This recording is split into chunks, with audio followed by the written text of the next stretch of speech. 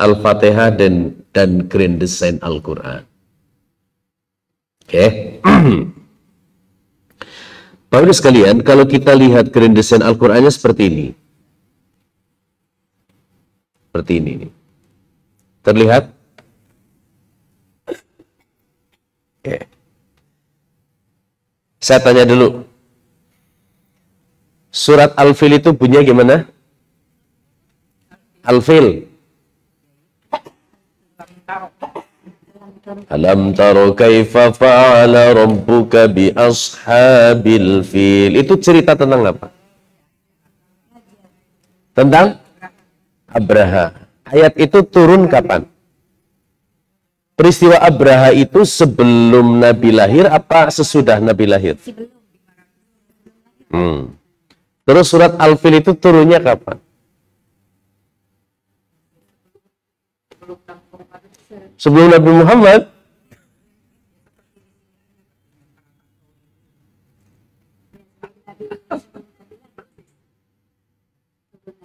Surat Al-Fil turun sebelum Nabi lahir.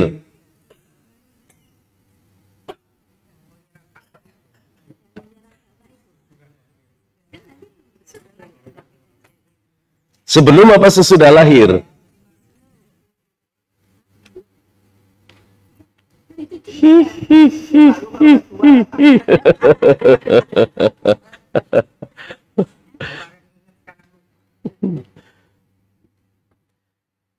Kalau dilihat dari urutan turunnya wahyu, surat Al-Fil itu nomor keberapa? Nomor keberapa? Al-Fil. Alam taro kaifa fa'ala rabbuka bi ashabil fil, gitu kan? Juz 30 itu di dalam mushaf Al-Quran. Kalau dilihat dari urutan turunnya wahyu, surat keberapa?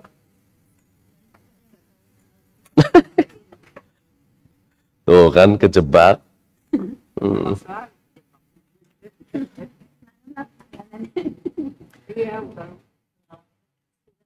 Surat Al-Fil itu turun nomor ke-12. Gitu. Nomor 12 dari urutan turunnya wahyu. Berarti surat Al-Fil itu turun kepada Nabi Muhammad sebagai informasi yang diberikan oleh Allah Subhanahu wa taala kepada kita semua bahwa ada pasukan bergajah yang akan menghancurkan Ka'bah 1 tahun sebelum Rasulullah Shallallahu alaihi wasallam lahir.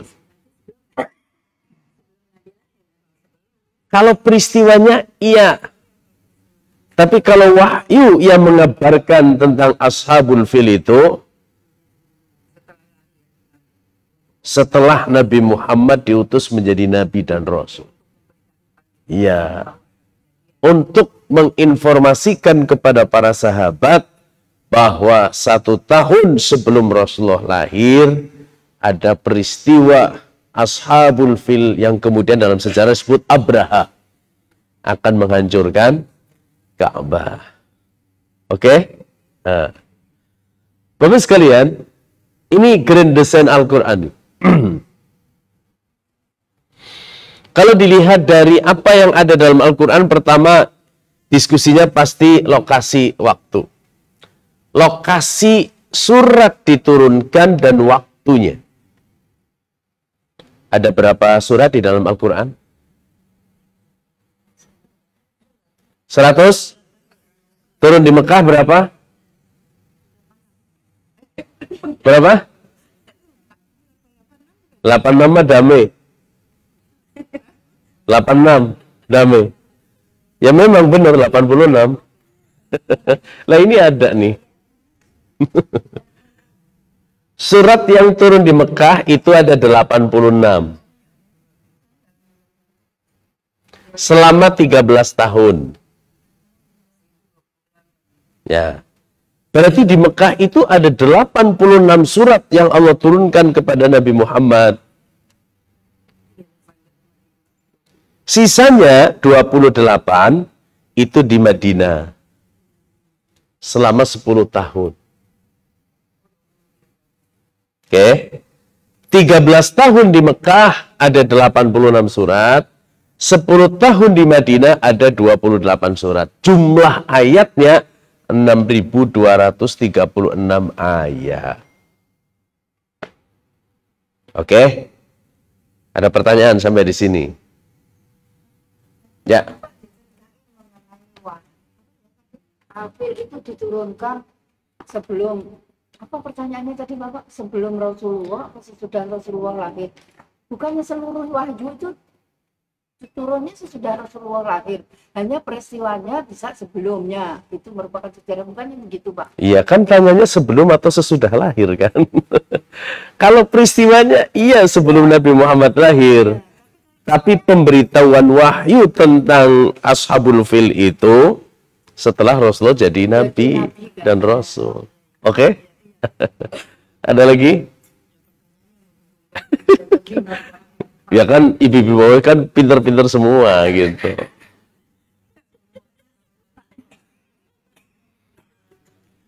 Loh, saya ngajar kayak gini nggak berani di Majelis Taklim kampung. Nggak berani. Kenapa? Nggak mudeng. Ya, ada perbedaannya. Gitu kan? Kalau Majelis Taklim di kampung saya nggak ngasih kayak gini. Tapi kalau di Al-Azhar saya berani gitu, karena ibu-ibu, bapak-bapak background pendidikannya sudah cukup baik. Gitu. Ya.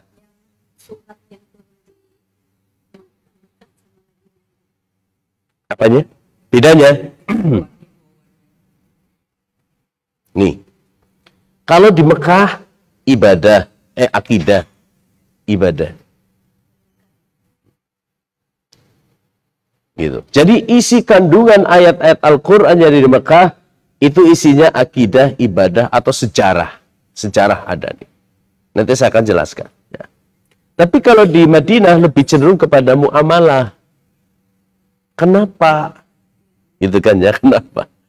Bapak Ibu, di sini prosesnya adalah sidik, amanah, tabligh. Bagaimana yang disampaikan oleh Rasulullah itu dibenarkan oleh kaumnya. Bahwa wahyu itu adalah benar. Gitu. Gitu tuh. Wahyu itu benar. Maka ketika Rasulullah SAW mendapatkan wahyu lalu ditugaskan untuk berdakwah secara terbuka, kan terjadi resistensi kan? Penolakan. Gitu, penolakan. Kenapa? Karena yang disampaikan oleh Nabi itu kebenaran versus kejahiliahan. Gitu. Karena tradisi jahiliyah itu sudah ratusan tahun, kira-kira 500 tahun, sehingga mendarah daging. Maka ketika mendarah daging seperti itu, diberikan kebenaran, mereka menolak. Maka dibutuhkan bagaimana agar orang itu membenarkan. Dan tugas Rasulullah membenarkan itu bagi amanah. Amanah yang Allah berikan. Muhammad sampaikan ini. Ini amanah. Lalu sampaikan, ditablighkan. Itu ada di Mekah. Nah, karena masyarakat di Mekah itu belum beriman, maka disebutnya ya ayyuhan nas. Itu. Ayatnya itu kebanyakan ya ayyuhan nas. Wahai manusia. Gitu ya. Beda dengan di Madinah. Madinah itu masyarakatnya sudah heterogen yang dihadapi. Maka butuh fatona, kecerdasan. Kenapa pula? Karena heterogen itu berarti interaksinya sudah berbeda. Kalau di Mekah itu kan interaksinya kaum Quraisy doang tuh. Iya kan? Abu Lahab, Quraisy. Abu Jahal, Quraisy. Abu Sufyan, Quraisy. Yang memusuhi Nabi, orang Quraisy gitu. Orang Quraisy. Tapi kalau di sini beda lagi, yang ditemui oleh Rasul di Madinah itu bukan hanya Quraisy, Khazraj, Aus, gitu kan, Yahudi, lalu penduduk asli Madinah, Majusi, itu ngumpul di sini. Muamalah. Berarti bagaimana menciptakan satu kehidupan di di Madinah itu yang heterogen, yang terdiri dari berbagai macam suku bangsa, itu bisa disatukan. Gitu. Muncullah di muamalah ini masalah politik. Oke? Politik. Kenapa? Karena pertama kali yang dilakukan oleh Nabi Muhammad datang ke Madinah itu bukan ngajar ngaji, bukan ngajar sholat, tapi keputusan politik. Gitu. How to unite, gitu kan? Bagaimana menyatukan, gitu kan, orang-orang yang ada di Madinah yang heterogen tadi. Itu di Madinah Rasulullah itu kan disambut di sana kan Pak. Padahal kan artinya dia cuma 15% kan. Islamnya itu kan 15% gitu kan. Lebih banyak yang non-Islam. Tapi kenapa Nabi di sana itu sepertinya apa? Ya sukses gitu di Madinah itu. Ya. Oke. Kenapa sukses? Kalau di sini kan resistensi.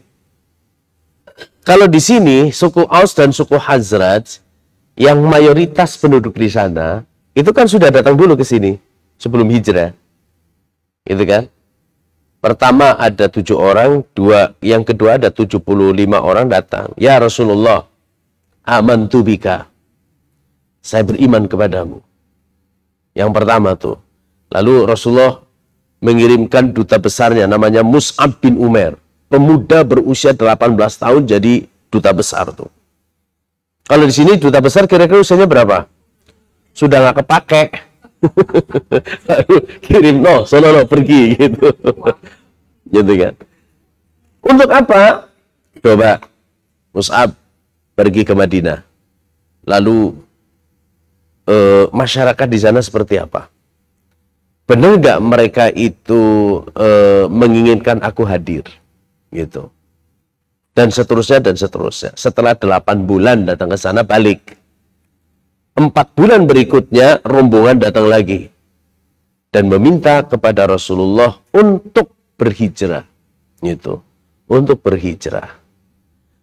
Otomatis ketika suku Aus dan suku Khazraj yang mayoritas di sini sudah memberikan dukungan kepada Nabi, maka lancar di sini. Disambut kan? Tala'al badru alaina min thaniyatil wada. Welcome. Di sini nggak welcome. Di sini welcome. Gitu. Maka secara de facto artinya belum resmi Rasulullah datang itu sudah menjadi pemimpin. Kenapa? Karena 2 suku mayoritas di Madinah yaitu Khazraj dan Aus menyokongnya gitu dan langsung menjadikan you jadi pemimpin gue di sini gitu. Maka sukses tuh. Sukses. Nah, didukung lagi dengan kaum muhajirin yang datang mendampingi Nabi, lalu didukung pula oleh kaum Ansor kan. Nah, dukungan 2 suku Khazraj dan Aus ditambah lagi dengan Quraisy, ada 3 Yahudi di sini. Yahudi Bani Nadir, Bani Qainuqa dan Bani Nadir, Bani Qainuqa dan Bani kalau lupa Bani Qainuqa, Bani Nadir, yang satu lagi Bani Quraidah. Itu menjadi ketar-ketir sebetulnya tuh. Datangnya Nabi disokong oleh Ansor yang terdiri dari Khazraj dan Aus plus Muhajirin, itu mereka ketar-ketir. Menandatangani piagam Madinah itu terpaksa. Terpaksa.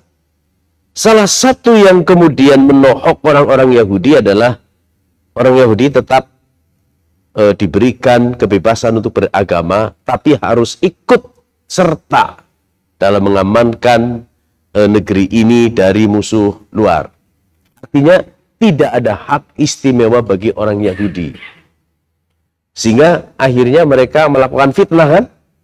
Pertama melakukan pelecehan seksual bagi kaum muslimah yang ada di Bani Qainuqa. Maka Bani Qainuqa terusir. Bani Nadir mau membunuh Nabi, ketua sukunya, terusir. Bani Quraidah itu terusir karena pada saat perang Uhud tidak membela Nabi, tapi membela kaum musyrikin Mekah. Itu terjadi sampai 5 tahun. Begitu 5 tahun Rasulullah sudah mengusir Yahudi, Rasulullah menjadi tenang. Ketika Rasulullah tenang, baru Rasulullah ingin melakukan ibadah umroh. Gitu tuh. Jadi yang dilakukan itu urusan dalam negeri dulu tuh. Dirapikan. Rasulullah tidak pernah pergi ke luar negeri sebelum 5 tahun. Gitu. Setelah aman di dalam negeri, baru Rasulullah kemudian pergi ke luar negeri. Keluar negeri mana? Ke Mekah. Nah, ketika di tahun itu, di tahun ke-6 pergi ke Mekah, kan ada perjanjian Hudaybiyah kan? Disitulah secara yuridis, resmi, Rasulullah menjadi pemimpin. Kenapa? Karena ada yang mengakui. Orang Mekah tuh. Kan beda negara. Diakui itu. Dalam perjanjian Hudaybiyah, kalau ada urusan dengan Madinah, harus dengan Muhammad. Kalau urusannya Mekah, itu dengan Abu Sufyan.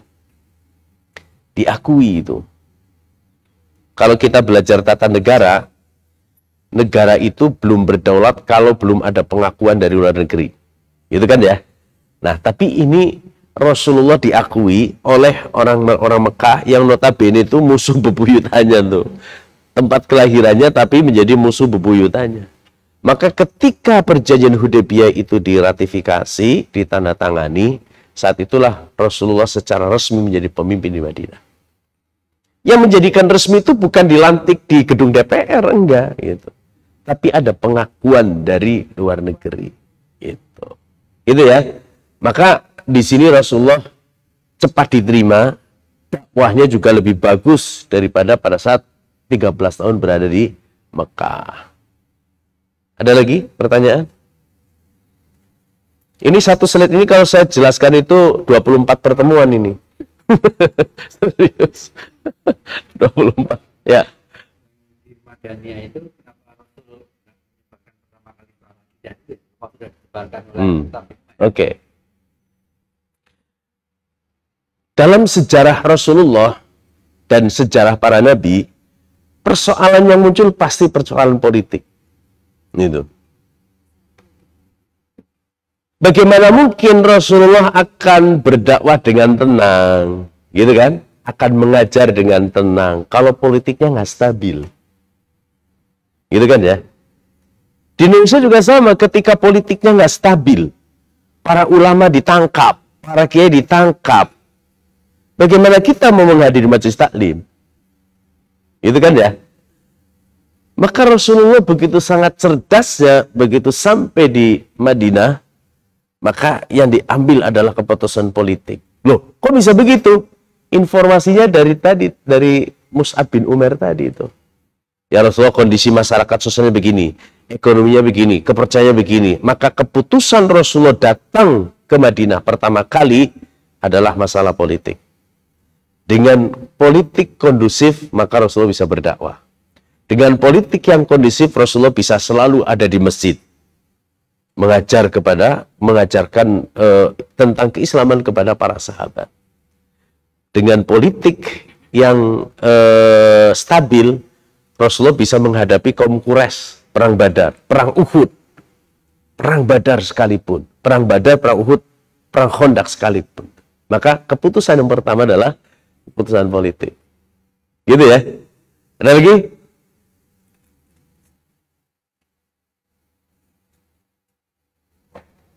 Udah? Nggak ada? Oke, saya lanjutkan. Nanti kalau ini boleh tanya lagi. Lalu peristiwa yang ada di dalam Al-Quran begitu banyak. Peristiwa sepanjang turunnya wahyu, nih, itu ribuan. Tapi yang menjadi peristiwa besarnya ada 5. Nuzulul Quran, Isra Mi'raj, Hijrah, Fathu Mekah, Haji Wada. Itu 5 peristiwa besar sepanjang turunnya Al-Quran. Kalau bahasa kita itu milestone. Batu loncatan aja nih. Gitu ya. Kenapa Nuzulul Quran itu menjadi peristiwa penting? Ya, tentu saja. Dengan adanya Al-Quran, bangsa Arab kemudian tercerahkan. Gitu. Kenapa Isra Mi'raj menjadi peristiwa penting? Ya, karena peristiwa sebelumnya nih, peristiwa yang menyedihkan. Baru dakwah 3 tahun, 4 tahun diboikot. Gitu tuh. Diboikot. Bayangkan itu. 3 tahun berdakwah secara terbatas, 3 tahun berdakwah secara terbuka, 3 tahun berikutnya diboikot. Diboikot. Sisanya Rasulullah dakwah tapi penuh dengan rintangan. Nah, maka dalam kondisi semacam itu Rasulullah di Isra Mi'rajkan. Perjalanan spiritual. Ketemu dengan siapa saja waktu Isra Mi'raj? Pertama, ketika di Masjidil Aqsa sholat bersama-sama dengan para nabi dan rasul. Gitu ya. Rasulullah jadi imamnya. Loh, bagaimana sholatnya? Sholatnya bentuknya fisik apa enggak? Nabi-nabi masa lalunya berwujud kembali gitu? Enggak. Gitu. Enggak. Begitu sudah mau sampai ke Sidratul Muntaha, bertemu dengan pertama Nabi siapa? Nabi Adam. Terus Nabi Yahya, Nabi Isa, Nabi Yusuf, Nabi Harun, Nabi Musa, Nabi Ibrahim. Gitu kan ya? Allah ingin bercerita kepada Nabi Muhammad. Ini adalah nabi-nabi yang dulu juga berjuang seperti kamu, seperti saya sekarang ini. Penuh dengan tantangan, penuh dengan ancaman. Maka untuk sampai kepada kesuksesan, nih, saya kasih sholat 5 waktu. Sholat 5 waktu. Itu yang menjadi kunci kesuksesan Nabi itu. Ya, dalam Isra Mi'raj itu. Gitu. Sekarang saya tanya. Orang Kristen itu ibadahnya berapa kali dalam sepekan? Orang Kristen? Sekali. Orang Buddha?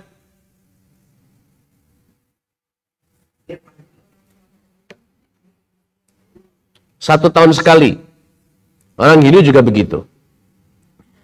Tapi Rasulullah SAW diminta oleh Allah Subhanahu Wa Taala bertemu dengan Allah 5 kali dalam sehari. 5 kali dalam sehari.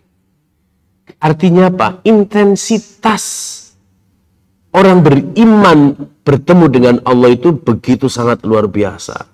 5 times. 5 kali. Tidak ditemukan di dalam agama-agama lain yang seperti ini. Gitu. Jadi intensitas bertemunya dengan Allah itu minimal 5 kali dalam sehari. Kata Nabi, wahai saudara-saudaraku, seandainya ada orang punya rumah, lalu di depannya ada sungai yang mengalir jernih. Kemudian yang punya rumah itu mandi di kali itu sehari 5 kali. Kira-kira bagaimana? Bersih ya Rasulullah. Kinclong. Gitu. Artinya apa? Ada jaminan bahwa orang yang sholat 5 kali dalam sehari itu memang bersih dari dosa.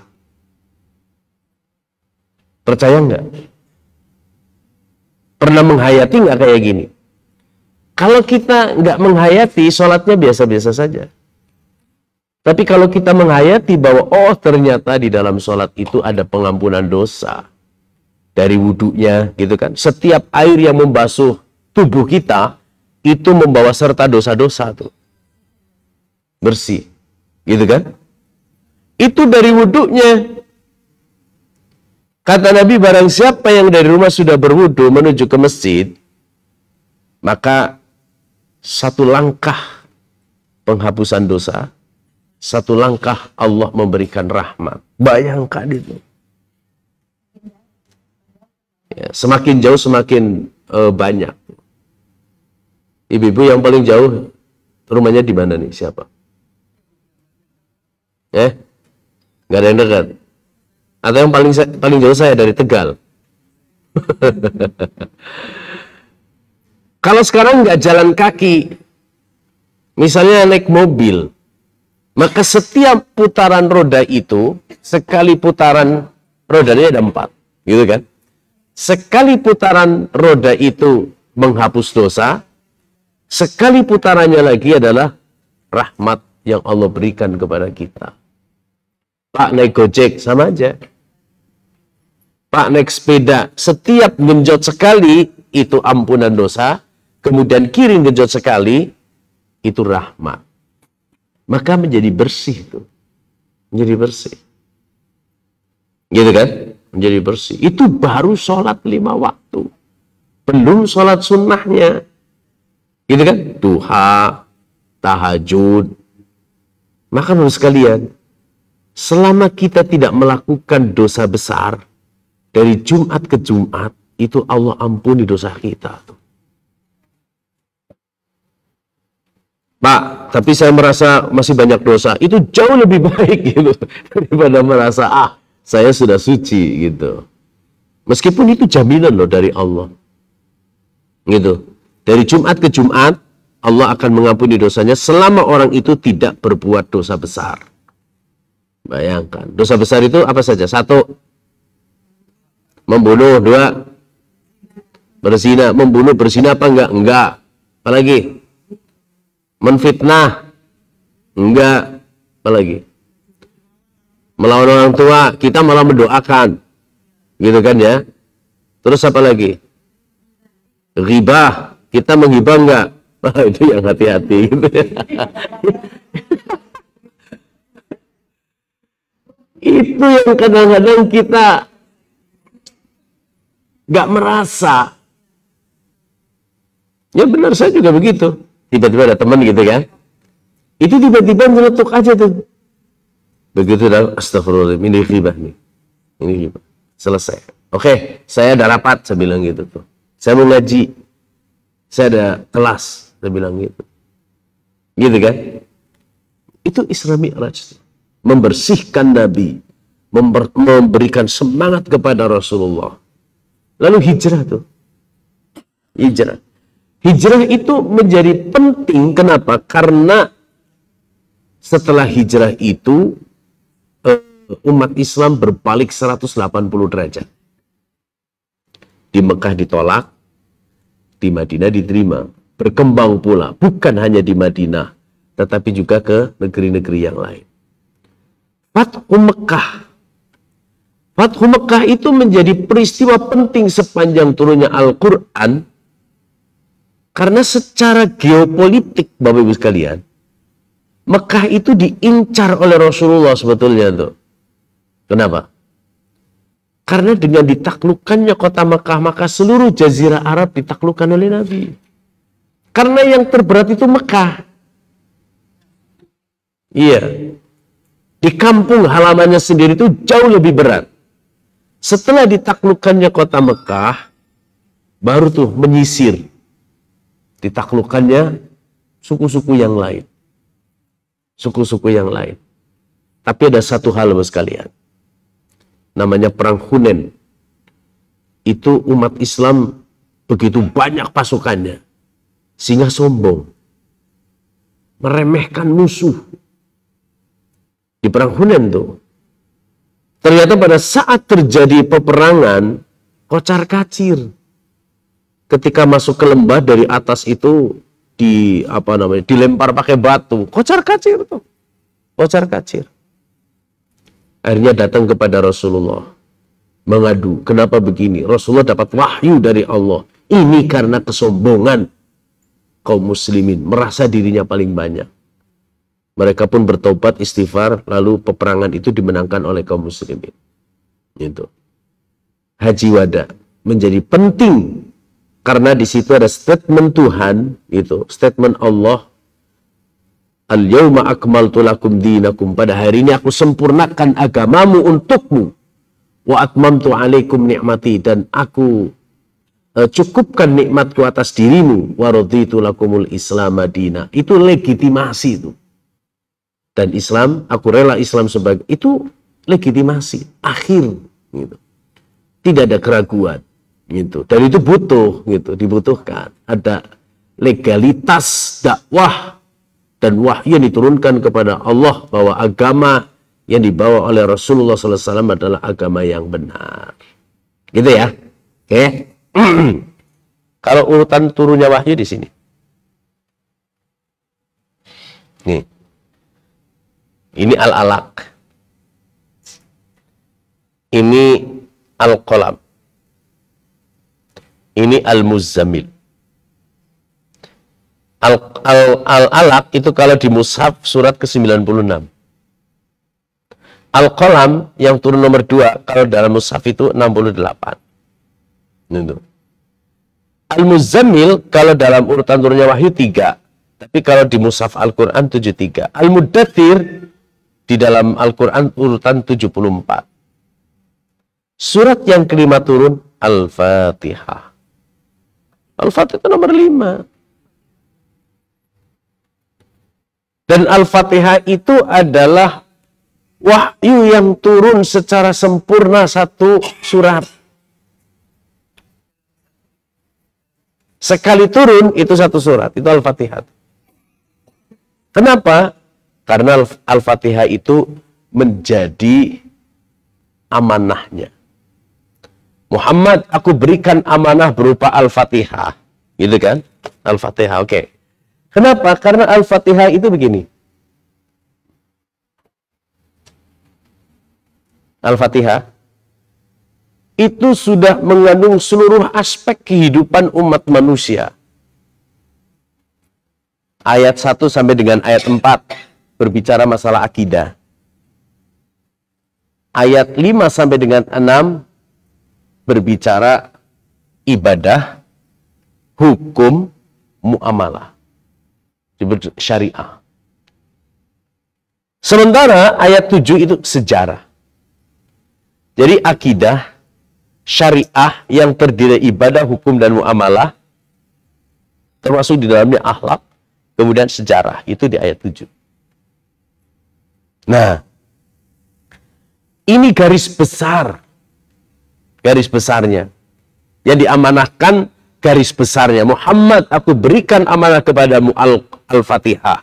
Garis besarnya. Maka perlu ditablighkan. Kan? Tabligh. Artinya apa? Al-Fatihah itu kemudian di breakdown. Gitu. Ayat-ayat yang turun sesudah Al-Fatihah itu penjabaran dari surat Al-Fatihah. Kalau peristiwanya akidah, oh berarti berbicara dari ayat 1 sampai dengan ayat 4. Oh yang turun itu masalah ibadah, hukum, dan muamalah. Berarti yang sedang di breakdown itu ayat 5 dengan ayat 6. Oh ternyata Al-Quran bicara tentang sejarah Nabi Musa, Nabi Nuh, Nabi Adam, Nabi Yusuf, Nabi Yunus, dan sebagainya. Itu berarti lagi membreakdown ayat ke-7. Gitu. Oke. Saya analogikan dengan Undang-Undang Dasar 45. Pembukaan, gitu kan ya? Ditulis nih. Lalu pasal. Ayat berapa? Ini.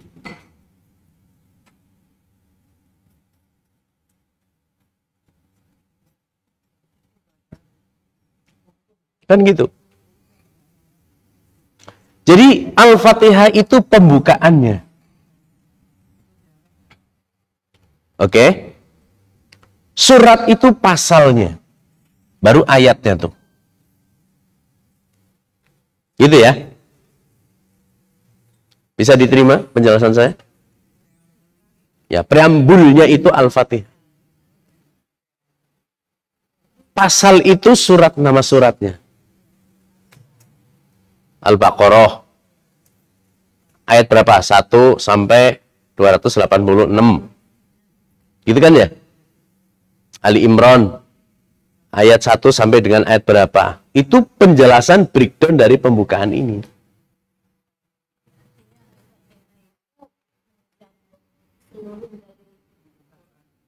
Iya.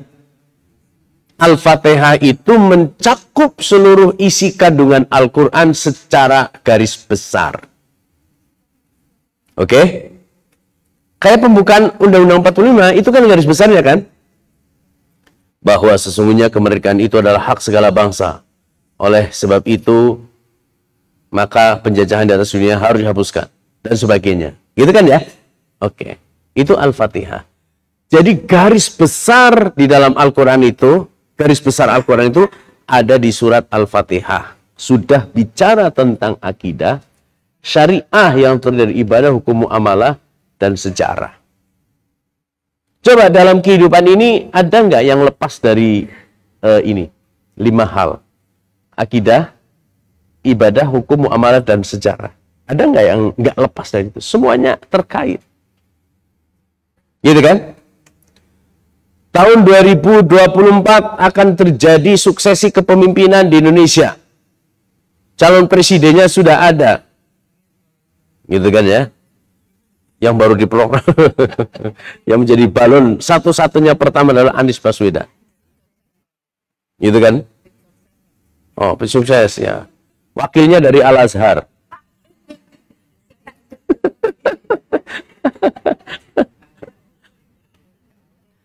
Nah, ketika berbicara tentang suksesi kepemimpinan, pemilu itu di muamalah tuh.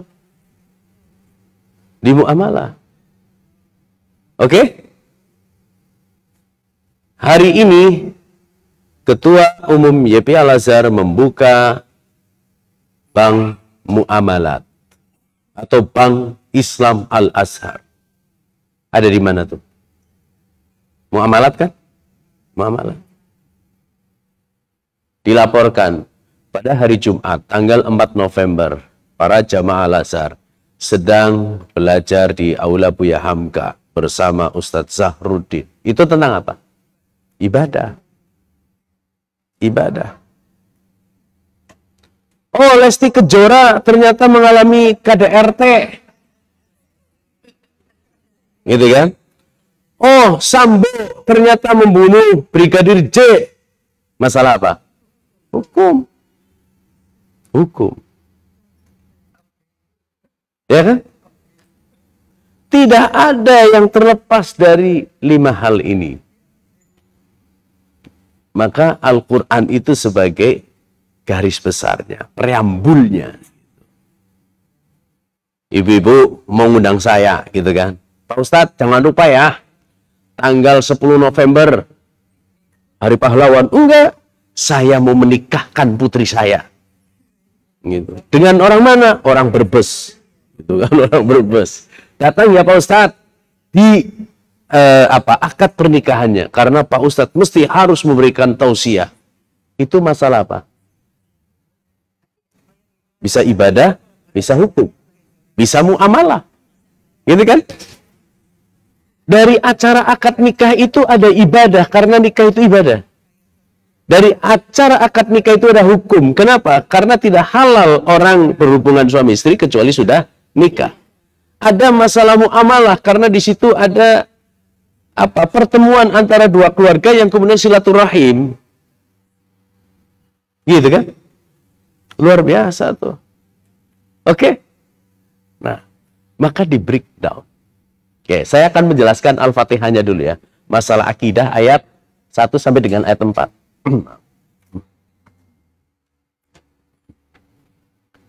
Dari Bismillahirrahmanirrahim, gitu ya. Dengan menyebut nama Allah yang Maha Pemurah lagi Maha Penyayang. Itu artinya pengakuan, deklarasi manusia atas kemaha-pemurahan Allah dan Maha Penyayang. Deklarasi. Deklarasinya bukan hanya sekedar pengakuan begitu saja. Ketika sudah pengakuan dan deklarasi, maka segala yang dilakukan itu Bismillah. Atas nama Tuhan. Gitu. Datang dari rumah ke sini, atas nama Tuhan, kakinya jadi ringan. Gitu. Jadi ringan. Enak kan? Gitu. Hari ini dikasih uang belanja sama suami, yang biasa 500.000, 150.000. Gitu kan? 150.000, kalau beli bawang aja sekilo sekarang 40.000. 40.000. Kalau beli bayam 25.000. Gitu. Tempe kalau 2 10.000, yang besar 1. Gitu. Tahu isi 5.000. Gitu kan. Jahe seperempat 12.500. Tadi pagi belanja saya.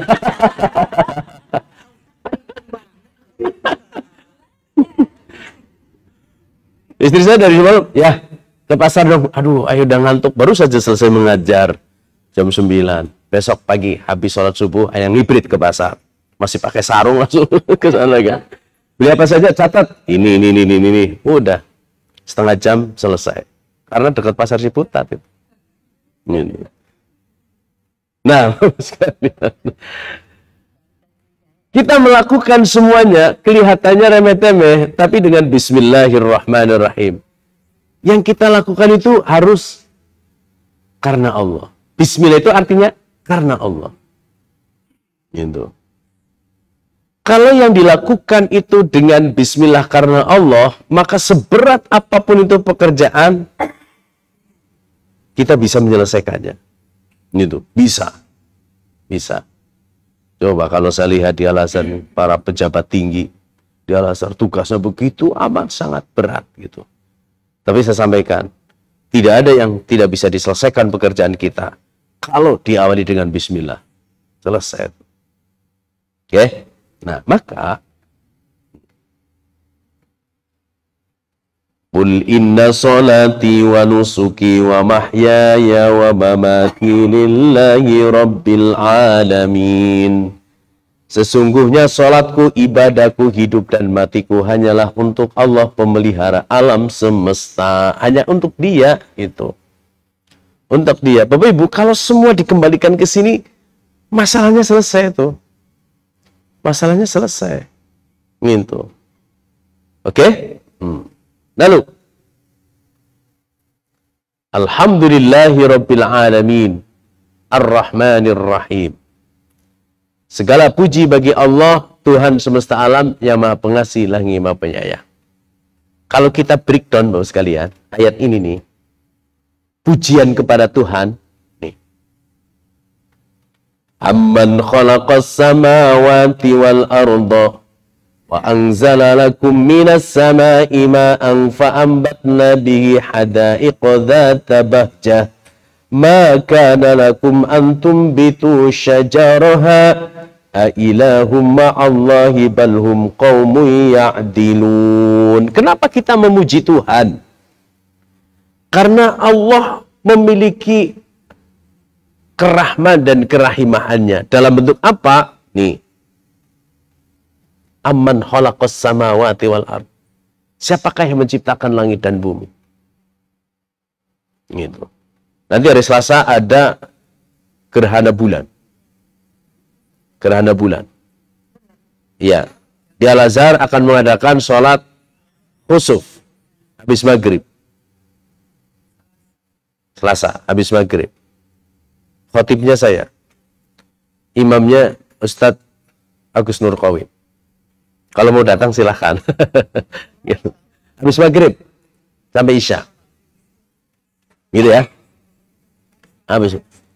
Ya hari Selasa yang akan datang. Gitu ya. Ini diciptakan begitu sangat sempurna. Kalau tidak sempurna nggak mungkin akan terwujud alam semesta ini. Ini makrokosmosnya, alam semesta. Maka mikronya adalah bumi. Ini mulai turun ya. Dari ini besar, galaksi, ini solar system, matahari dan kelompok planetnya. Lalu bumi. Amman khalaqas samawati wal ard. Dari jagat raya, kemudian matahari dan kelompoknya, kemudian mengecil lagi bumi.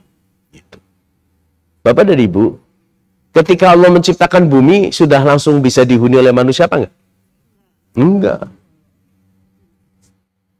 3 juta tahun setelah ledakan Big Bang, baru bumi adem.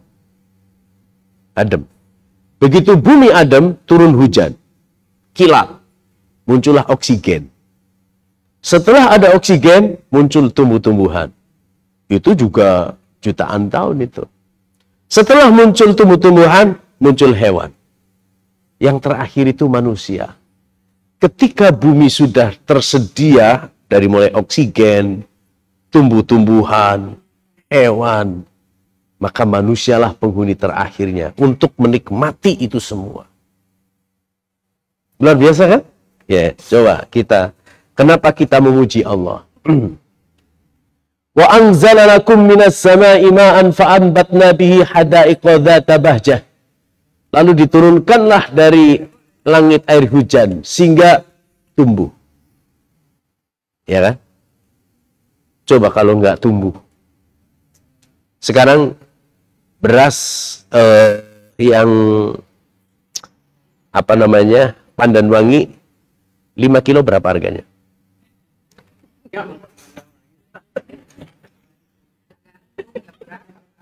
Iya. Kalau ukurannya biasa 65, tapi yang enak itu 85.000. Gitu ya. Itu sudah super lah gitu ya.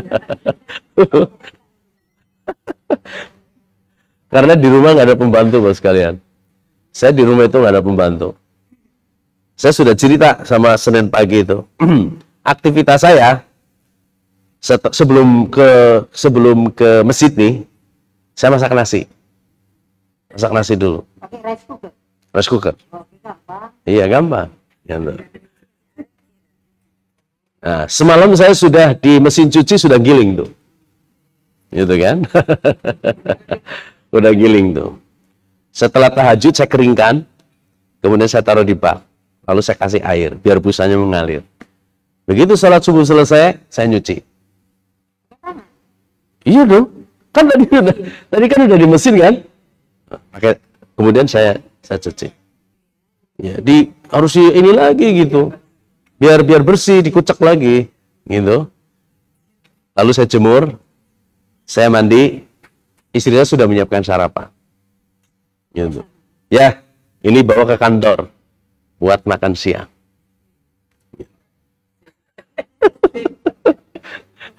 Ukurannya berapa? 2. Yang satu SMA kelas 1, yang satu kelas 4 SD. Oh, yang SMA nggak bantu.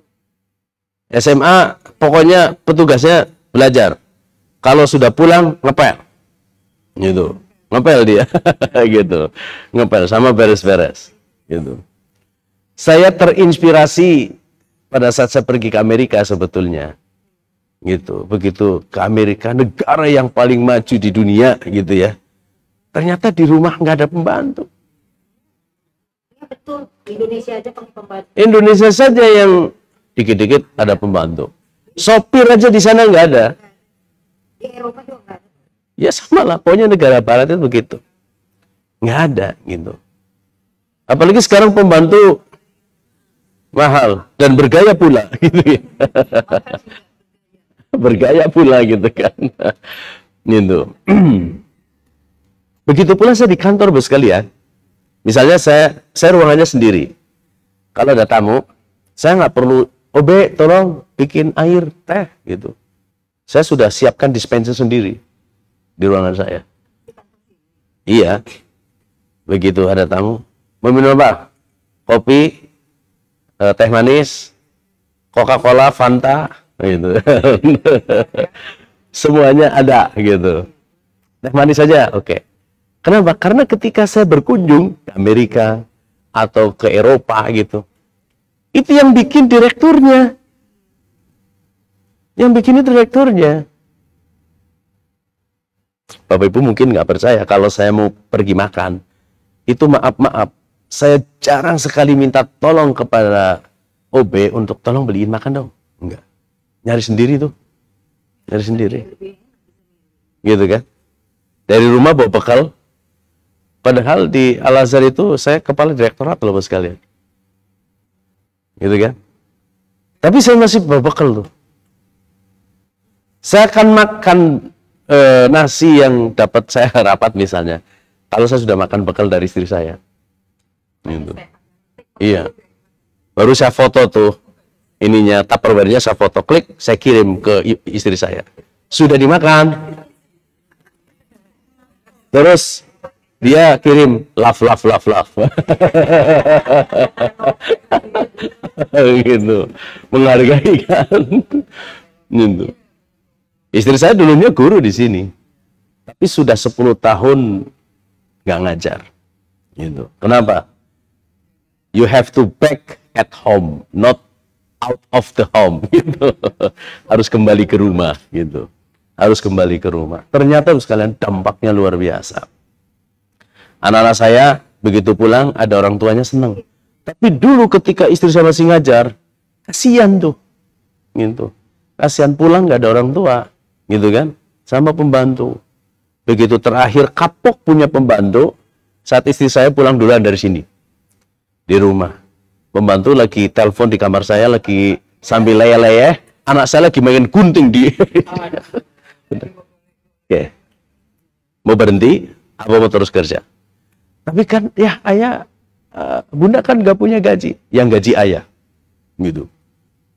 Tapi semampu ayah. Semampu ayah. Pertama sebulan 500.000. 500 gaji itu 500.000. Tuh, gaji di Lazar kan lebih banyak gitu kan. Ini konsekuensi kita gitu sebagai orang tua. Mau duit atau mau keluarga. Akhirnya alhamdulillah anak-anak saya bisa terawasi, terdidik dengan baik. Kenapa?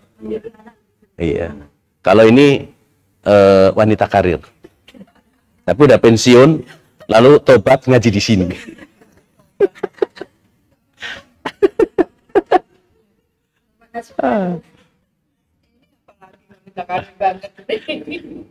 Oke. Ada lagi, kenapa kita memuji Tuhan? Alhamdulillahirabbil alamin arrahmanir rahim. Amman ja'alal arda qarara wa ja'ala khilalaha anhara wa ja'ala rawasi wa ja'ala bainal bahrain hajizan. Nih, saya uraikan. Wa ja'ala khilalaha anhara wa ja'ala laha rawasiya. Jangan cepet-cepet diganti. Ada gunung, ada sungai, ada laut, gitu. Apa jadinya kalau bumi nggak ada gunung? Akan goyah, karena dia menjadi rawasiya, itu pakunya. Gitu. Apa jadinya kalau di bumi itu nggak ada sungai? Banjir, gitu kan? Banjir, banjir. Saya waktu ke Irak itu melihat Efrat, sungai Efrat tuh. Efrat itu lebih indah sebetulnya daripada sungai Nil, gitu. Tapi kalau sungai Nil itu sudah sampai ke sana ujung itu memang indah. Akhirnya waktu itu ada lomba tuh, penelitian tentang air. Saya mengambil judul, waktu itu yang mengadakan itu Citibank. Saya guru bahasa Arab. Akhirnya saya bikin proposal. Saya melakukan penelitian Sungai Ciliwung tuh. Dari Lenteng Agung sana, tapi ujung sampai Pasar Rebo. Gitu. Saya ajak guru kimia, guru biologi, tolong bantu saya.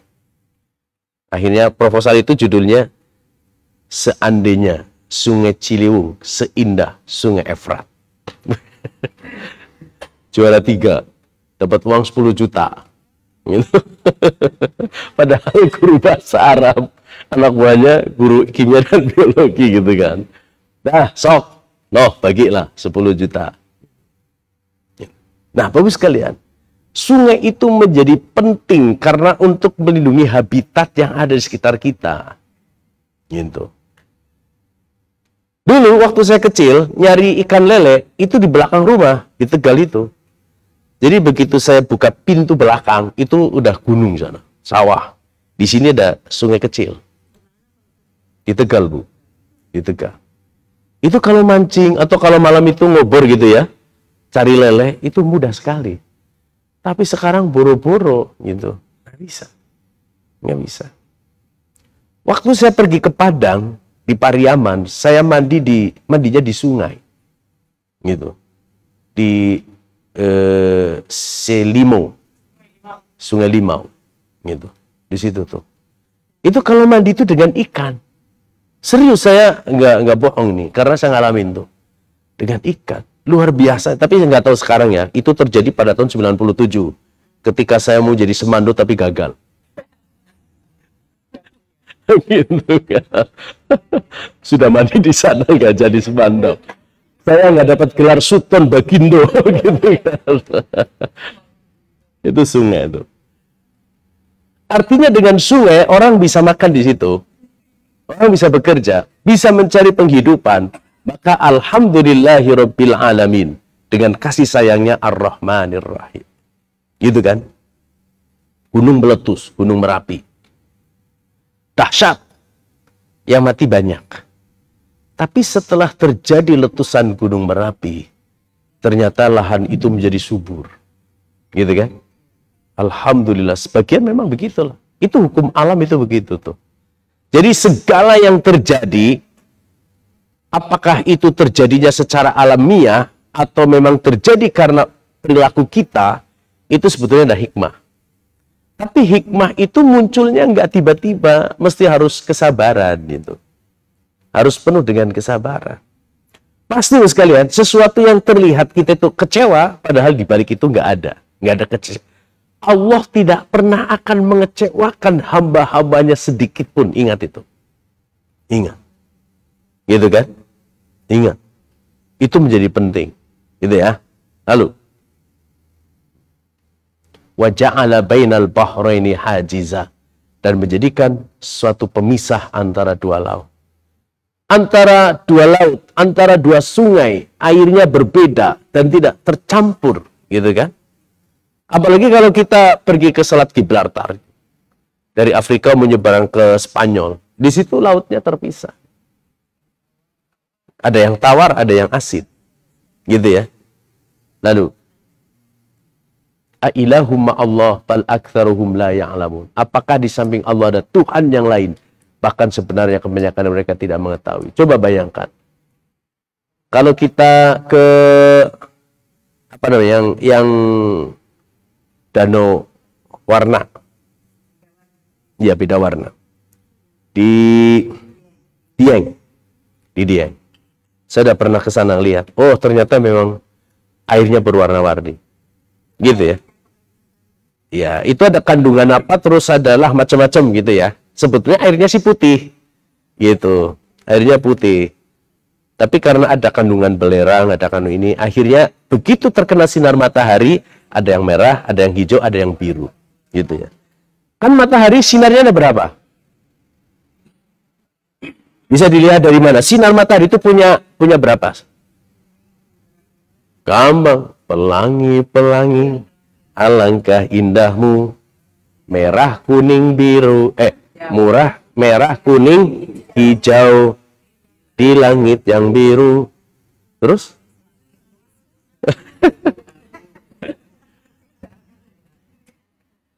Begitu pula disebut dengan laut merah, itu bukan berarti airnya merah, gitu.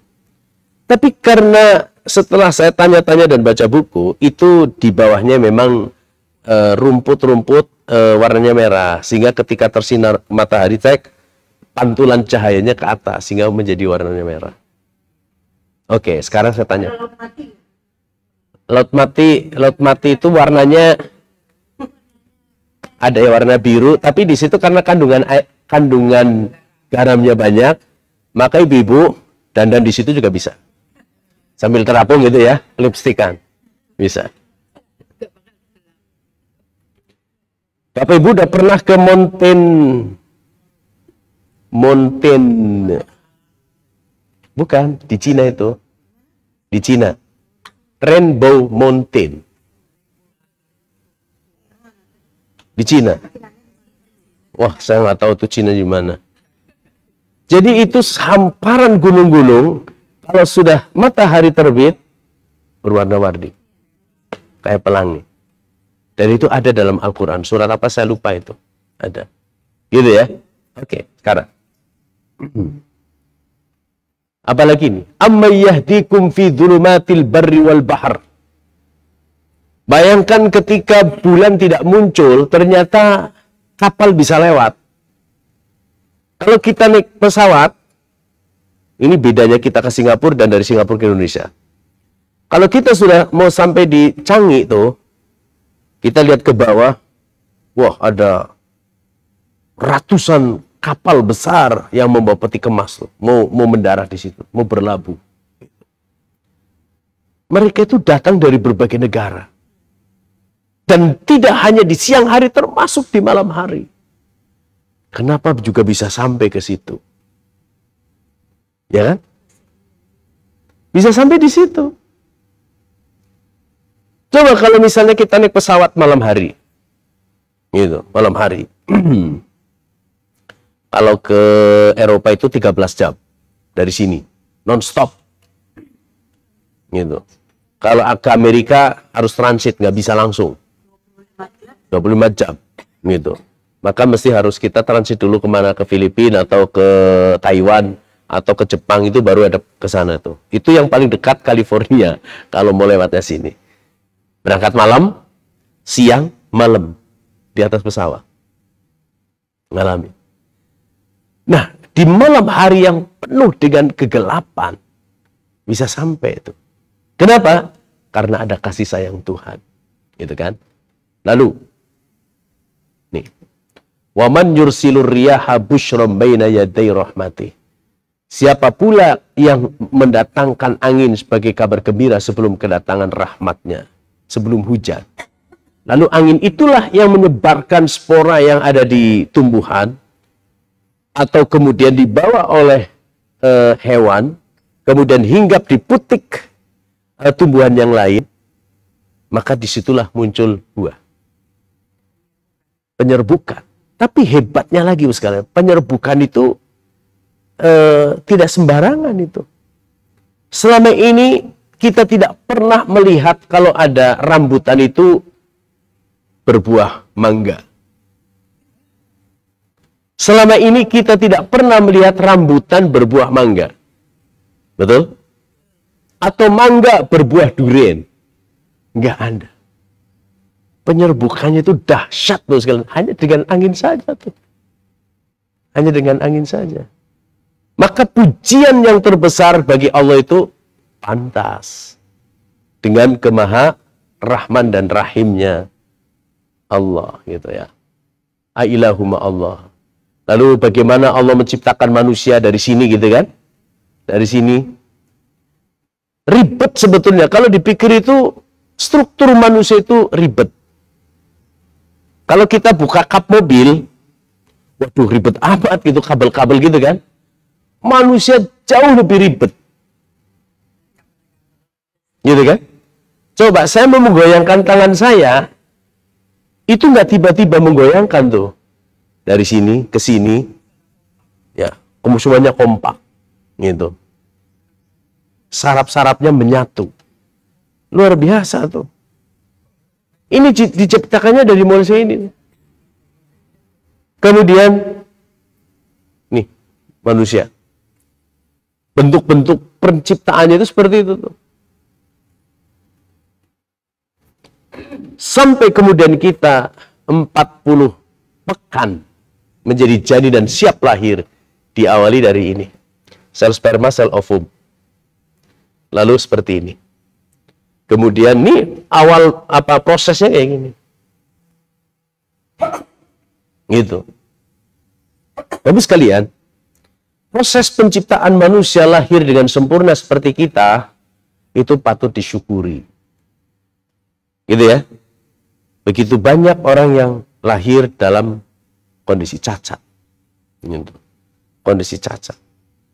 Gitu kan ya. Nah, kita bersyukur itu, bersyukur. Oke, lalu Ailahumma Allah qul hatu burhanakum in kuntum shadiqin. Itu kan, lahir bayi yang menggemaskan. Waktu bayi menggemaskan, masih kecil menggemaskan. Begitu SMP menyebalkan.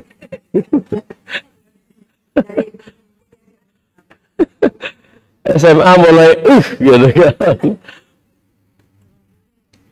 Iya, begitu nanti udah mahasiswa, udah di ini orang tua. Makanya disitulah perlu kita mendidik dengan agama itu penting. Gitu. Bayangkan ketika anak kita sudah mahasiswa, tapi assalamualaikum, waalaikumsalam, begitu pulang langsung cium tangan kita, gitu ya. Kemudian, bunda, aku mau ini dong, mau curhat. Ada apa? Ya tadi di kampus si Rudi deketin aku, gitu. Gitu. Si Rudi deketin aku. Terus gimana? Dia ngasih bunga sama aku, mah, gitu. Harus begitu daripada sembunyi-sembunyi. Gitu. Jadi kitanya harus menjadi tempat curhat, maka dia tidak akan pernah lari itu. Tidak akan pernah lari. Dia pasti akan datang kepada kita. Kalau saya sama anak saya di sini, begitu, dah siap. Pergi, keluar rumah. Nah, begitu sudah sampai di jalan besar, Mumtaz, ya, murojaah. Yang sudah sekarang lagi menghafalkan juz 28. Murojaah, karena udah hafal ya. Ini untuk mutqinnya. Ayo, juz 28. 3 surat. Ya, maksud 3 surat sih. Ya udah 2 surat. 2 surat. Hafal, selesai. Baru ngobrol gitu. Hari ini ada PR. Ada ya? Gitu. Ada ulangan, ada. Ulangannya Pak ini. Oke. Semoga sukses ya, Mum. Sampai di basement, salaman. Belajar yang baik, dadah. Saya cium tangan. Itu masih indah. Saya nggak tahu nanti kalau sudah kelas 2, kelas 3 gitu kan ya. Tapi paling tidak diawali dengan itu tuh. Kadang-kadang kita lupa. Tidur ya tidur aja gitu. Sebelum tidur cek dulu tuh anak-anak. Kok belum tidur sih? Ya nih masih ada PR ya, belum selesai. Oke, ayah duluan ya, tidur, salim, gitu, selesai. Nggak usah malam-malam, nggak boleh main HP. Itu diatur sebenarnya rupa. Tidak ada malam hari itu televisi saya nyala, nggak ada. Sementara di rumah lain itu dari pagi sampai sore malam itu tetap nyala saja gitu kan. Kalau saya nggak. Begitu maghrib tidak ada TV nyala. Udah, stop, gitu. Stop. Tidak ada TV, tidak ada HP, udah belajar. Nurut, gitu. Nurut, gitu ya. Lahirnya menyenangkan. Harapannya sampai dewasa pun menyenangkan. Maliki yaumiddin. Yang menguasai hari pembalasan. Pengakuan sekaligus juga pujian bahwa hanya Tuhanlah yang maha kuasa. Kalau nggak percaya, nih. Qulillahumma malikal mulki. Tu'til mulka man tasha. Wa tanzi'ul mulka mimman tasha. Wa tu'izzu man tasha wa tudhillu man tasha biyadikal khair innaka ala kulli syai'in qadir. Tuhan yang punya kerajaan akan diberikan kepada orang yang dikehendaki dan akan mencabutnya, akan memuliakan orang yang dikehendaki dan akan menenggelamkan orang yang dikehendaki juga. Oke, kita coba lihat nih. Ibu Putri Chandrawati PC, itu pada saat di sidang, saya yakin tekanan batinnya sangat luar biasa.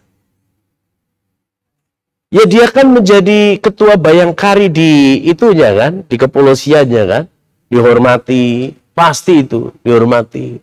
Gitu. Awal begitu muncul, wah luar biasa, ini pasti seminggu ke salonnya 7 kali nih. Gitu.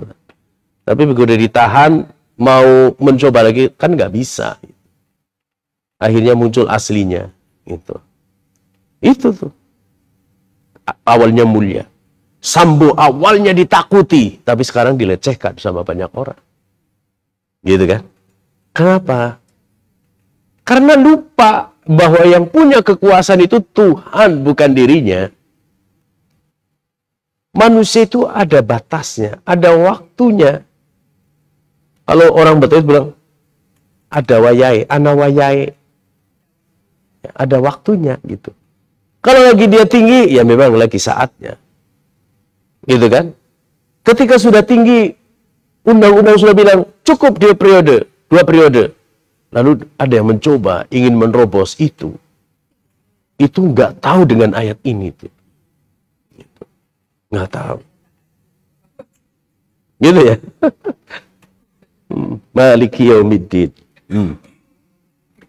Lillahi mulkus samawati wal ard wa ma fihinna. Kepunyaan Allah lah kerajaan langit dan bumi. Itu. Yang menjadi penguasa itu hanya dikasih pinjaman aja sementara. Gitu. Sementara. Saya berikan kekuasaan 10 tahun, 2 periode. Setelah itu nggak punya calon lagi. Bingung. Ada kadernya mau calon, lu jangan nyalon. Ntar dulu, saya lagi punya anak saya di. Gitu. Nggak usah diminta. Yang penting kita bekerja dengan baik. Kalau di Al-Azhar itu, selalu sampaikan, bekerjalah orang yang akan melihat. Gitu ya. Bekerjalah orang yang akan melihat. Gitu. Iyyaka na'budu wa iyyaka nasta'in. Wa ma umiru illa liya'budullaha mukhlishina lahuddin. Padahal mereka tidak disuruh kecuali supaya menyembah Allah dengan memurnikan ketaatan kepadanya. Artinya semua kehidupan itu kita gantungkan kepada Allah. Ada masalah, iyyaka na'budu wa iyyaka nasta'in. Hanya kepadamu kami mengabdi, hanya kepadamu kami memohon pertolongan. Itu tuh. Kuncinya di situ. Lalu ini wa ma khalaqtul jinna wal insa illa liya'budun. Dan tidak diciptakan jin dan manusia kecuali untuk mengabdi. Ini korelasinya dengan bismillah itu. Atas nama Allah saja. Kalau enggak ada maknanya. Ihdinas siratal mustaqim. Kita memohon petunjuk kepada Allah karena kita lemah. Gitu kan? Kita lemah. Kita tidak akan pernah tahu setelah pulang dari Masjid Agung Al-Azhar ada peristiwa apa pada diri kita. Nggak tahu kita. Kita tidak akan pernah tahu masa depan kita. Tidak akan pernah tahu masa depan anak-anak. Maka kita tidak perlu khawatir sebetulnya dengan masa depan. Gitu. Nggak perlu khawatir. Teman-teman itu udah, saya perlu bikin rumah untuk anak saya. Anak saya. Nggak pernah berpikir kalau datang dari Pekalongan ke sini itu nggak punya rumah. Ya nggak? Ibu-ibu yang pendatang nih, datang ke Jakarta, nggak punya rumah. Setelah kuliah, bekerja, punya rumah. Gitu kan. Maka kita yakin, anak-anak kita pun bisa.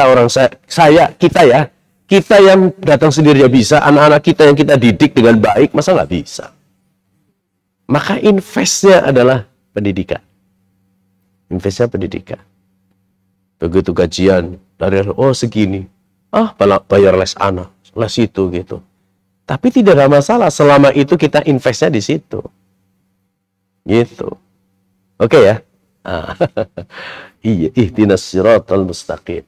Siratal ladzina an'amta 'alaihim ghairil maghdubi 'alaihim waladdallin. Ini berbicara tentang sejarah masa lalu. Ada orang yang diberikan nikmat, yaitu orang-orang soleh.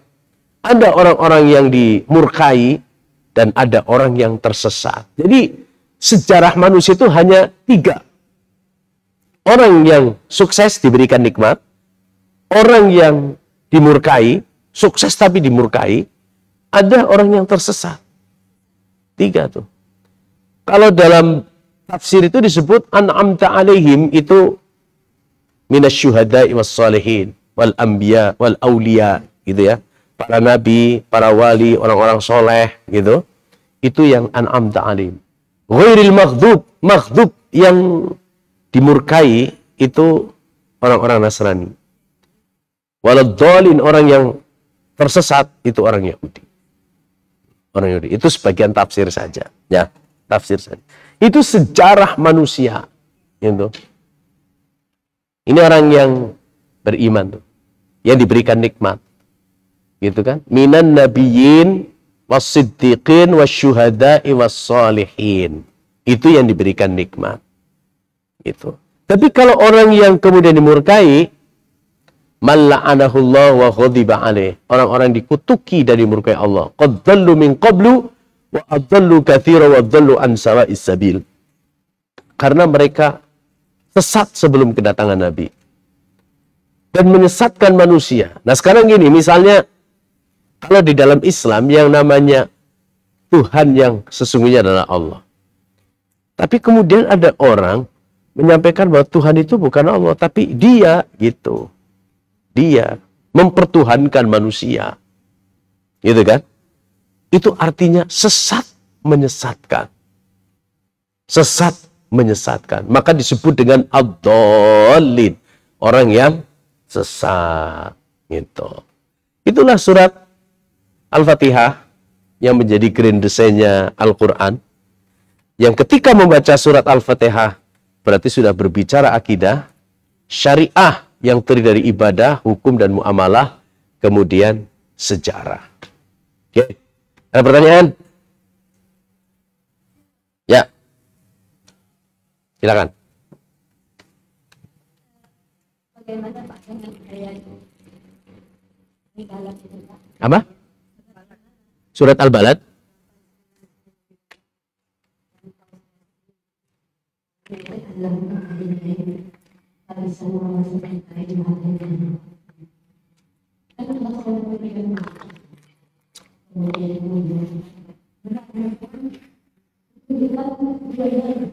Ya.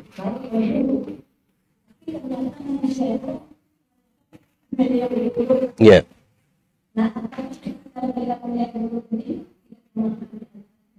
Oke. Ada lagi itu, fa'alhamaha fujuraha wa taqwaha, gitu kan ya? Bukan hanya sekedar memahami surat Al-Fatihah, tetapi tidak memahami tujuan hidup itu sendiri. Gitu ya. Al-Quran itu sebagai way of life. Jalan hidup. Gitu. Karena tidak mengkaji Al-Quran sehingga jalan hidup yang dipilih itu tidak sesuai dengan sunnatullah. Kalau dalam Al-Quran itu sunnatullah nih. Sunnatullah. Dan setiap yang bertentangan dengan sunnatullah pasti akan runtuh. Akan runtuh tuh. Nih, misalnya sunnatullahnya kita kan kalau makan 4 sehat 5 sempurna kan ya. Baru tubuh kita sehat. Tapi kalau kita melawan sunnatullah 4 sehat 5 apa saja, yang 5 apa saja, artinya makan jengkol berlebihan, gitu kan. Makan sop kambing sehari 3 kali, misalnya. Itu akan melawan sunnatullah dan tubuh kita akan sakit. Gitu ya. Nah, orang yang memilih jalan yang salah itu artinya tidak pernah belajar. Tidak pernah belajar. Kalau kita fokus kepada Al-Quran berarti nggak pernah belajar dengan Al-Quran. Atau tidak pernah belajar dari kehidupan. Kan ayat Allah ada 2 kan? Ayat qauliyah yang ada dalam Al-Quran, ayat kauniyah, semua peristiwa yang terjadi di alam semesta ini. Tidak belajar dari situ. Sehingga dia tersesat. Lebih memilih kepada jalan yang buruk, yang menipu sebetulnya. Kelihatannya itu nikmat. Gitu. Kelihatannya nikmat. Coba kalau kita lihat ya kehidupan kita. Karena kita itu dari majlis taklim ke majlis taklim, dari masjid taklim ke masjid, dari masjid ke masjid, gitu aja. Jadi kita nggak ngelihat bagaimana orang yang berbuat keburukan. Dan itu kita beruntung. Gitu. Tapi coba lihat, kalau kita lihat di lokasi-lokasi orang berbuat maksiat, Masya Allah, menyedihkan gitu. Menyedihkan. Nah, dakwah kita mesti harus sampai di sana. Gitu. Dakwahnya. Gitu. Nah, maka ketika orang lebih cenderung fa'alhamaha fujuraha gitu. Ketika dia mengikuti kepada fujur, kepada yang buruk, artinya dia belum belajar ayat-ayat kauniyah atau ayat-ayat kauniyah atau ayat-ayat qauliyah. Gitu ya.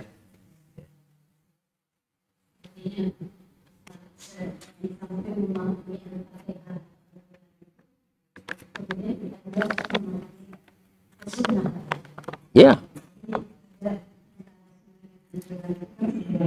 Ya. Jadi segala yang kita inginkan sebetulnya mesti harus bertanya dulu kepada Al-Quran. Karena Al-Quran itu guidance-nya. Itu kan ya, guidance. Yang akan menunjukkan, lo ke sini, lo ke situ, gitu. Maka setiap yang akan kita lakukan, tanya dulu, Al-Quran, ini benar nggak nih yang saya lakukan? Kalau Al-Qur'annya ayatnya bilang jangan, ya udah nggak usah dilakukan. Itu guidance tuh. gitu kan.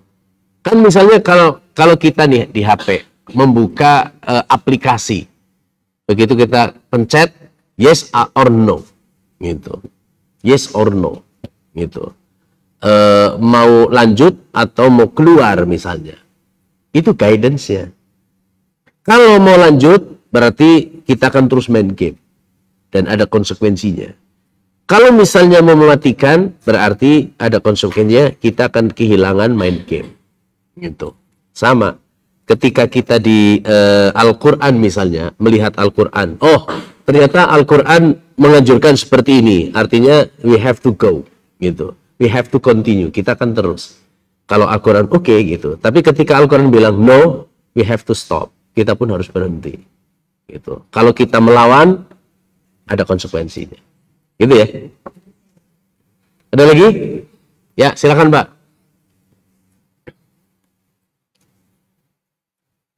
Ustaz, pertanyaan saya tentang masalah. Jadi ini saya karena yang tersurat Oke. Oke. Pesan moral dari Al-Fil itu sebetulnya kesombongan. Gitu. Jadi gini, 3 bulan yang lalu kan saya cerita Abraha kan ya di sini. Cerita nggak? Oke. Ketika Abraha yang pangkatnya kopral, kemudian dia menjadi penguasa. Kopral menjadi penguasa. Itu lebih arogan daripada seorang jenderal menjadi penguasa. Gitu. Maka ketika dia melihat, oh ternyata ada bangunan di sana yang didatangi oleh orang. Kenapa saya nggak bikin bangunan yang lebih cakep? Biar orang itu datang ke sini.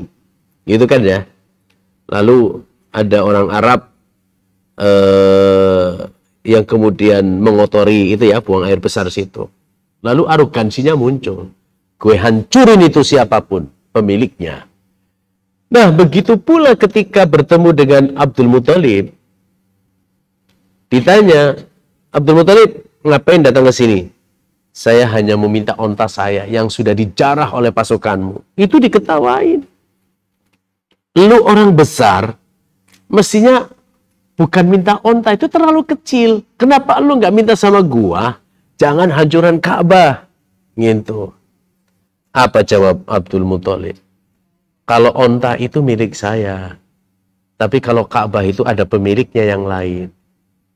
Tuhan alam semesta ini. Apa jawab Abraha? Kalau begitu saya akan mudah menghancurkannya. Itu kan kesombongan tuh. Sombongan. Kesombongan seorang penguasa. Gitu. Akhirnya hancur kan.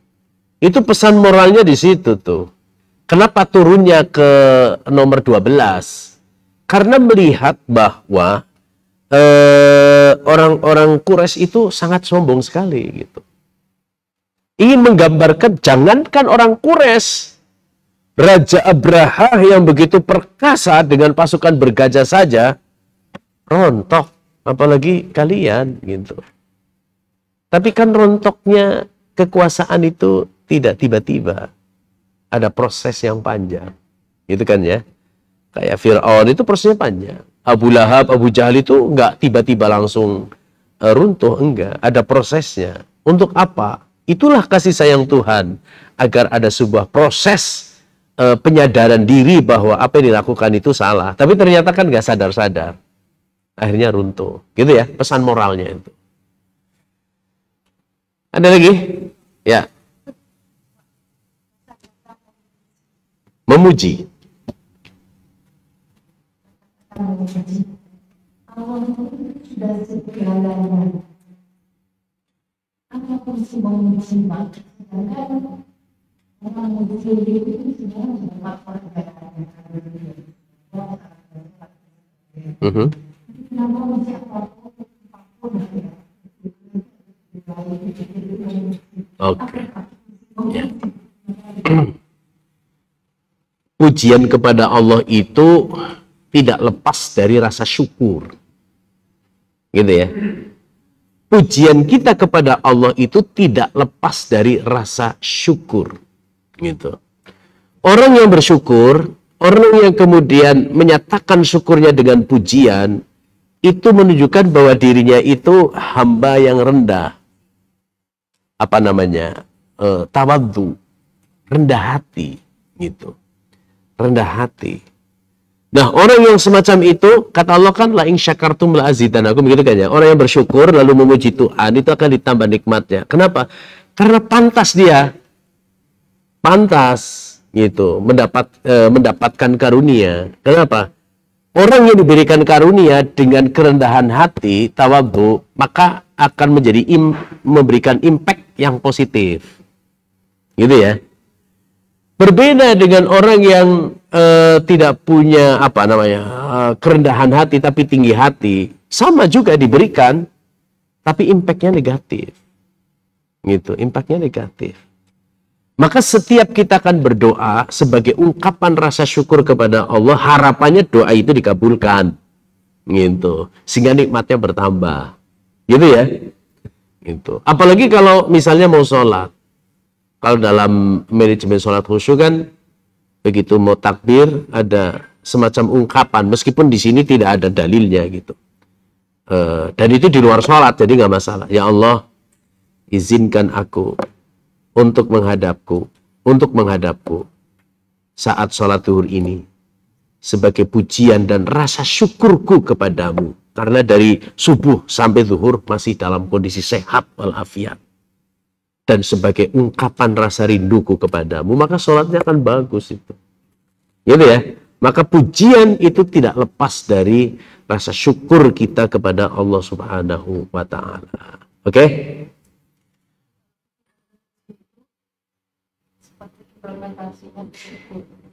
Kenapa?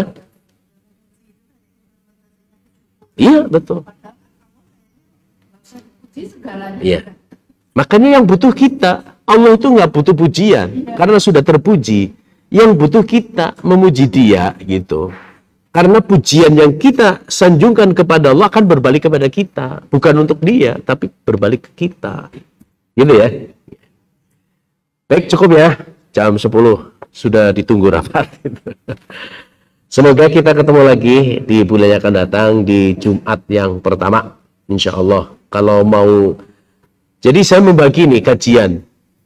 Kalau Senin itu tafsir, kalau Jumat itu Al-Quran, intro Al-Quran, sudah pasti saya akan menjelaskan itu. Tapi kalau Rabu saya akan materinya itu sejarah fokusnya. Jadi beda ya. Kalau yang ingin tahu sejarah berarti di hari Rabu. Kalau yang ingin tahu Al-Quran berarti di sini. Kalau mau tafsir berarti di hari Senin. Tapi 3 materi itu tetap berkaitan gitu, tidak terpisah-pisah. Gitu ya. Baik, kita akhiri dengan baca hamdalah dan doa kafaratul majlis. Alhamdulillahirabbil alamin.